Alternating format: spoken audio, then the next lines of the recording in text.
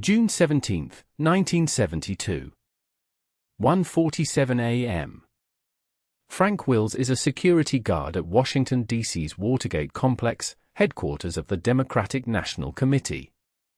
He notices a door propped open with a strip of adhesive tape. He calls the Metropolitan Police Department. Officers arrest 5 men inside the DNC offices. They're carrying sophisticated wiretapping equipment. One of the 5? James McCord, ex-director of security for the Central Intelligence Agency. At the time, he's on the payroll of the committee to re-elect Richard Nixon. This looks like a run-of-the-mill petty crime. It will explode into a national crisis if you look past the official story. 1972. Richard Nixon has served 3 years as President of the United States. His administration is fixated on 2 goals. Win the November presidential election. Neutralize every political opponent. September 3, 1971. A secret team launches its first covert operation. The team's code name, the Plumbers. Its mission, plug classified information leaks, sparked by the publication of the Pentagon Papers. That same day, the Plumbers burglarized the Beverly Hills office of Lewis Fielding. Fielding is Daniel Ellsberg's psychiatrist. The Plumbers answer directly to the committee to re-elect the president, known as the CRP. Its core members include G. Gordon Liddy, a CRP advisor, and E. Howard Hunt, a former CIA officer. The 1975 Church Committee report confirms all these facts. So does FBI File 139 for 089, opened within hours of the Watergate arrests. For months, the White House peddles a simple narrative. Media outlets loyal to the administration parrot it word for word. This is a trivial burglary. 5 rogue operatives acted on their own. No ties to the Nixon White House. April 30, 1973. Richard Nixon addresses the nation on live, primetime television. He makes a definitive statement.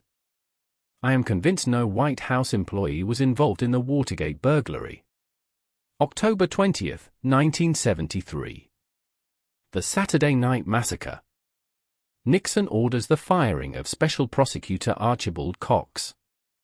Attorney General Elliot Richardson defends the move publicly. He calls the firing legal. He claims it was necessary to protect national security. At this point, no official has ever acknowledged any political espionage operation. The government makes a clear, public claim. On April 30, 1973, no White House employee was involved in the Watergate break-in. But an official Oval Office recording tells a drastically different story. The recording dates to September 15, 1972. Its official identifier, recording number 779-2, preserved at the U.S. National Archives. The document confirms Richard Nixon and his White House counsel John Dean planned a cover-up that day.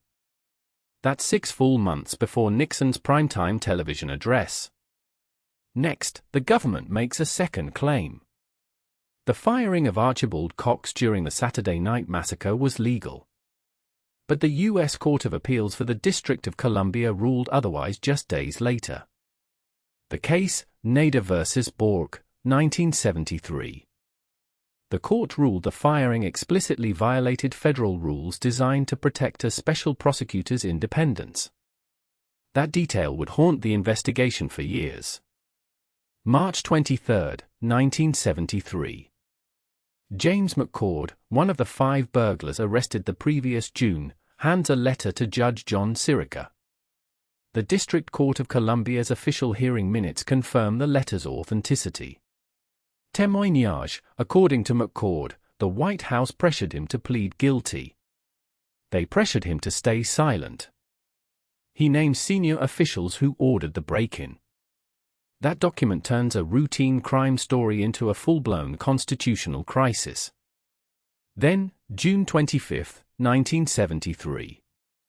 Témoignage, John Dean, Nixon's White House counsel, testifies under oath before the Senate Irvin Committee. He states Nixon knew of the burglary as early as September 1972. He also states Nixon knew of the cover-up that same month. The 1975 Church Committee report confirms another critical fact. The Plumbers, created after the Pentagon Papers leaked to plug classified disclosures, burglarized Lewis Fielding's Beverly Hills office on September 3, 1971. Fielding was Daniel Ellsberg's psychiatrist. The break-in's sole goal was to destroy Ellsberg's reputation. FBI File 139-4-089, opened the day of the June 17, 1972 arrests, lists the high-end surveillance gear seized from the burglars.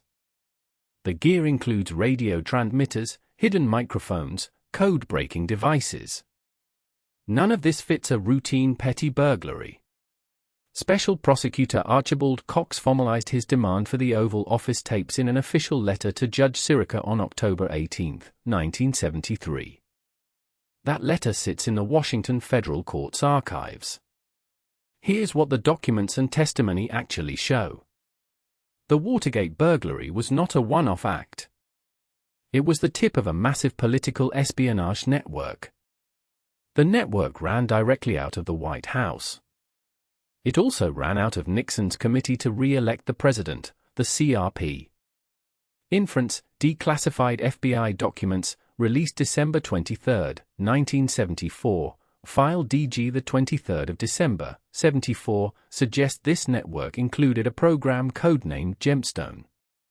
Gemstone was a slate of covert operations, surveillance of Democratic opponents, sabotage of their rallies, attempts to infiltrate their campaign. All of this stretched far beyond the June 17, 1972 break-in.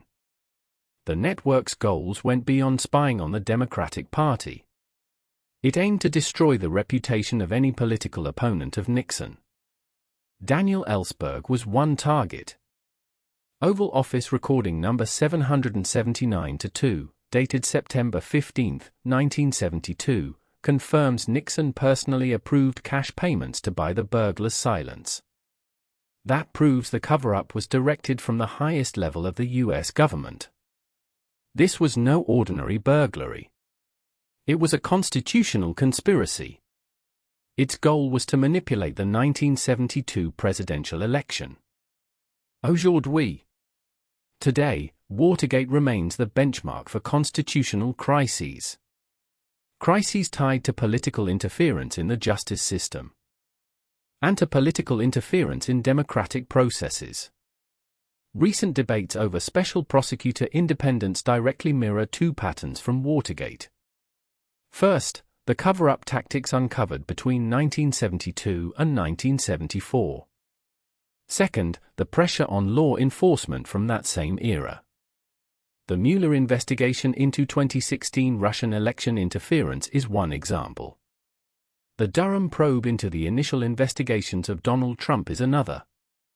The 2019 revelations about Donald Trump's phone calls with the Ukrainian president also fit this pattern. Those calls echo Nixon's Oval Office tapes. Today, two core questions remain open. Are heads of state truly accountable? Are oversight bodies truly independent? It is as if Watergate never permanently settled these issues. The Watergate scandal was no simple burglary by rogue operatives. It was a political espionage network run from the very top of the U.S. government. Declassified documents, sworn testimony, and court rulings have permanently dismantled the White House's false official narrative. Today, can we truly be certain such cover-ups and political manipulation cannot happen again in our modern democracies? Subscribe so you don't miss the next episode.